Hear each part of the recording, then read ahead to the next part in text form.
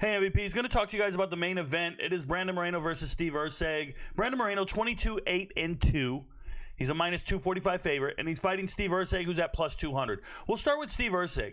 If you look at Steve Erceg, this kid, he's from Australia. He's kind of tall and lanky for the division, right? We're fighting at 125 pounds. He's 5'8". And this is a guy, Astro Boy, that when we saw him burst onto the scene, he started impressing the hell out of us. And that Costa fight where he won by unanimous decision, that's a really good win for him. Okay? The Costa fight's a really good win for him. Then he goes out and knocks out Matt Schnell. Who doesn't knock out Matt Schnell? Okay? And at that point, he gets a title fight. That's the absurdity here. The absurdity is that Astro Boy was undefeated, or at least he had one loss down here, but he came into this thing, and if you look at who he was fighting on the regional scene, okay, there are two different two really big fight organizations in Australia, and one of them is Eternal. And he went in Eternal, and he beat Shannon Ross and Cody Haddon. These are very good fighters. Very good fighters. Paul Loga. These are very good regional fighters, and he beat them. And he's subbing them, and he's doing all these amazing things. Then he goes with the champ, and he has one terrible, brain fart, if you will, in the 5th round, and he loses against the champ in a close fight.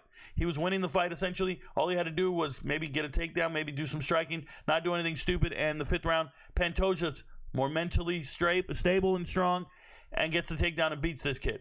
Then they go and say, all right, well, you just fought for the belt. We got to give you another contender.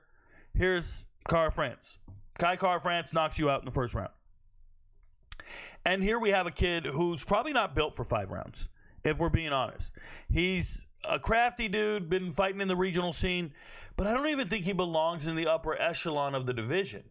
Like, he fought the champ really well. He did. But his body language sucks. He don't look very good when he's wilted. He reminds me of lettuce.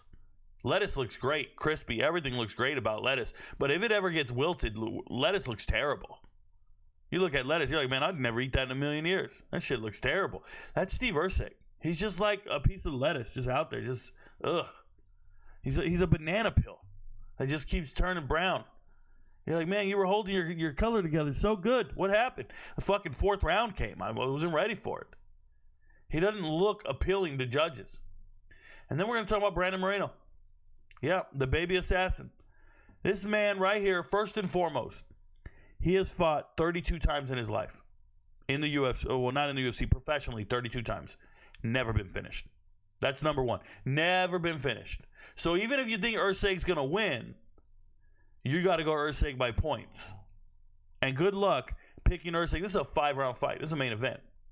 Do you know what Moreno does? His last 3 fights have been 5 rounds. He fights 5 rounds all the time. All the time. He's been fighting 5 rounds since 2017. And when you look at the caliber of fighters he's been fighting, Sergio Pettis, Pantoja, Kai Kara-France, Roy Vaul, Figueiredo 4 times, Kara-France, Pantoja, Roy Vaul. If you ever give Brandon Moreno one of the non-elite fighters in the world, he 50-45s him. That's what he just did in his last fight against Amir Albazi.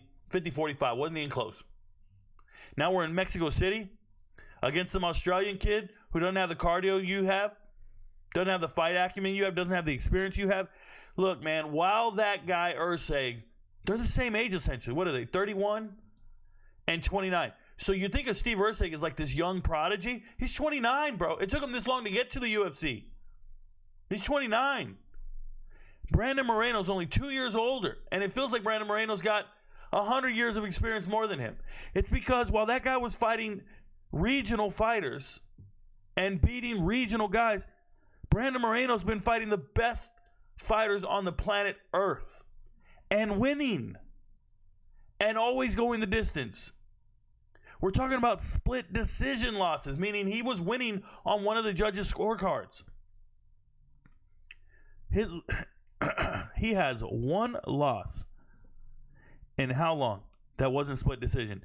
Since 2019. 1, 2, 3, 4, 5, 6, 7, 8, 9, 10, 11, 12, 13. He's only lost once in 13 fights definitively.